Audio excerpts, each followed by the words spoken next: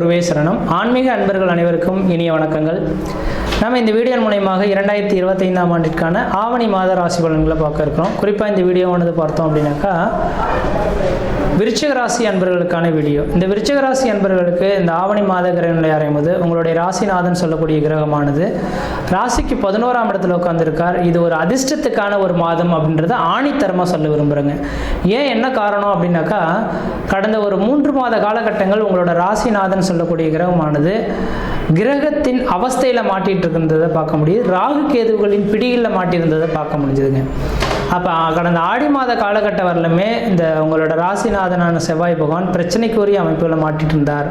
தேவையில்லாத பிரச்சனைகளும் வம்பு வழக்குகளும் மன நிம்மதி குறையுது, பொருளாதார நெருக்கடிகள், கடன் சொல்லக்கூடிய அமைப்புகள், யார் செய்த குற்றத்துக்கோ தான் தண்டனை அனுபவிக்கக்கூடிய காலகட்டம்ன்ற மாதிரி பல்வேறுபட்ட கஷ்டங்களை சந்திக்கக்கூடிய அமைப்புகளில் கடந்த காலகட்டம் இருந்திருக்கும் அப்படின்றது தான் வேணுங்க.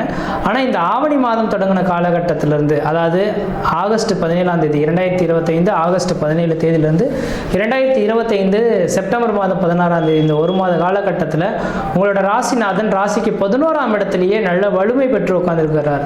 அதாவது புதனோட வீட்டில் உட்காந்துருக்கிறார் அப்படின்றீங்க. அவர் வீடு கொடுத்த கிரகமும் உங்கள் ராசிக்கு பார்த்தோம் அப்படின்னாக்கா 9ஆம் இடத்துல கேந்திரத்தில் திரிகோணத்தில் நிற்கிறார். இது ஒரு வளர்ச்சிக்கான ஒரு காலகட்டங்கள் அப்படின்றது தான் சொல்லணும்.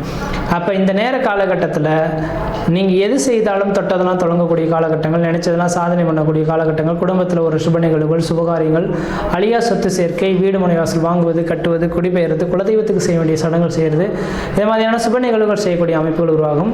கெட்டவன் கெட்டிடில் கெட்டிடம் ராஜயோகம் என்ற விதியின் அடிப்படையில் உங்களுக்கு 12ஆம் அதிபதி 8ஆம் இடத்துல இருக்கிறதுனால திடீர் அதிர்ஷ்டங்கள், திடீர் பணவரவுகள் ஏற்படக்கூடிய ஒரு மாதமாக இருந்துட்டு இருக்கும்.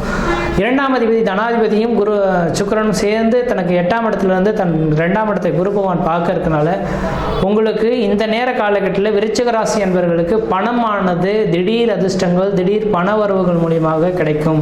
அப்போ லாட்ரி யோகங்கள் கிடைக்கிறதுக்கான வாய்ப்புகள் இந்த நேரத்தில் இருக்குது அப்படின்றீங்க. ஒரு ஜாதகத்தில் லாட்டரி யோகம் அப்படின்னாவே 8ஆம் இடத்தை குறிக்கக்கூடிய ஒரு அமைப்புகளாக இருக்கும்.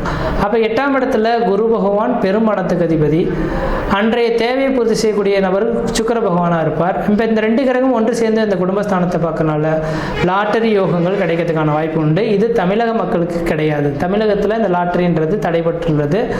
வெளிநாடுகள், சிங்கப்பூர், மலேசியா, இது மாதிரி ஃபாரினில் இருக்கக்கூடிய நபர்கள் யாராக இருந்தாலும் பார்த்தீங்கன்னா அந்த நாட்டில் இந்த மாதிரி இந்த லாட்ரின்றது கேட்குறாங்க, நம்பர்ஸ் கேட்குறாங்க. அதுக்காக நான் சொல்ல விரும்புகிறேன். அப்படிப்பட்ட நபர்களுக்கு உங்களோட சுய ஜாதகத்தையும் அப்பயும் தெளிவாக சிந்திச்சு தான் சொல்லணும். இப்போ விருச்சிக ராசிக்கு சொல்கிறேன்னா விருச்சிக ராசிக்காரர்கள் கோடான கோடி பேர் இருப்பாங்க. அவங்களுக்கு எல்லாருக்குமே இந்த லாட்ரி யோகம் கிடைக்க போதுன்னா கிடைக்காது. ஏன்னா உங்கள் சுய ஜாதகத்திலையும் அந்த 8ஆம் அதிபதியோட தொடர்புகள் இருந்தால் மட்டும்தான் கிடைக்கும். அப்போ இந்த திடீர் அதிர்ஷ்டத்தை, திடீர் பணவர்களை கொடுக்கணும்னாக்கா நீங்கள் உங்களோட சுய ஜாதகத்தையும் தகுந்த ஜோதிடரை கொடுத்து தெளிவாக ஆலோசனை பண்ணிவிட்டு அது சரியாக இருக்குதுன்னு பட்சத்தில் அப்புறமா நீங்கள் கேட்டு ஆலோசனை பேரில் தான் எடுத்துக்கணும். ஏன்னா நிறைய மக்கள்கள் இதில் வீழ்ந்து போயிடுறாங்க, வாழ்க்கையை இழந்துடுறாங்க. இதனால தான் தமிழகத்திலேயே தடைபட்டுள்ளது. அதனால் சொல்ல வரேன், ஒரு சில காலத்து ஒரு சின்ன அவங்கவுங்களுக்கு அபிலாசைகள்ன்றது ஒன்று இருக்கு இல்லைங்களா. அப்படிப்பட்ட நபர்களுக்கு வெளிநாடுகள் இருக்கக்கூடிய நபர்கள் தேவை இருந்தால் விருச்சிக ராசி என்பவர்களுக்கு இந்த நேரத்தில் உங்களோட குருநாதர்கள், அதாவது குடும்ப ஜோதிடர்கள் யார் இருக்காங்களோ அவங்ககிட்ட கேட்டு தெரிஞ்சுக்கிட்டு அதுக்கு பிறகு முயற்சி எடுக்கிறது ஒரு நல்ல பலன்களை தரும். ஏன்னா குருவும் சுக்கிரனும் சேர்ந்து குடும்பஸ்தானத்தை பார்த்தால் திடீர் அதிர்ஷ்டம், திடீர் பணவரவுகள், பொருளாதார அபிவிருத்திகள், குடும்ப மேன்மைகள், குடும்ப ஒற்றுமைகள், என்னைக்கோ செய்த செயலுக்கு இன்றைய நேரத்தில் உங்களுக்கு பரிகாரங்கள் கிடைக்கக்கூடிய காலகட்டங்களாக உருவெடுக்கும் அப்படின்றீங்க.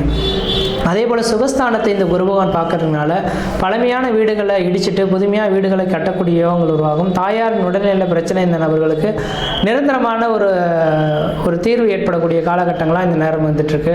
இப்போ விருச்சிக ராசி என்பவர்களுக்கு தாயாரின் உடல்நிலையும் பழமையான வண்டி வாகனம் வைத்துட்டு புதுமையான வாகனங்கள் வாங்குவதற்கும் வீடு மனை வாசல் கட்டுவதற்குமான உகந்த காலகட்டமாக இருந்துட்டுருக்குன்றீங்க. அதே போல் 12ஆம் இடத்தை இந்த குரு பகவான் பார்க்க இருக்கனால 12ஆம் இடமானது அந்நிய தேச, அந்நிய பயணம், அயல்நாட்டை குறிக்கக்கூடிய இடங்க. அப்போ சுபகிரக வீட்டை சுபகிரகமே பார்க்கறதுனால கணவன் மனைவிடையே அந்நிய உறவுகள் பலப்படுறதுக்கான வாய்ப்பு உண்டு. கணவன் மனைவிக்குள்ளார பார்த்தீங்கன்னா ஒத்துமையான இணக்கமான சூழல்கள் ஏற்படலாம். வெளிநாடுகளில் வசிக்கக்கூடிய நபர்களுக்கு அந்த நாட்டு குடியுரிமை வாங்கி அங்கேயே செட்டில்ட் ஆகக்கூடிய அமைப்புகள் உருவாகலாம்.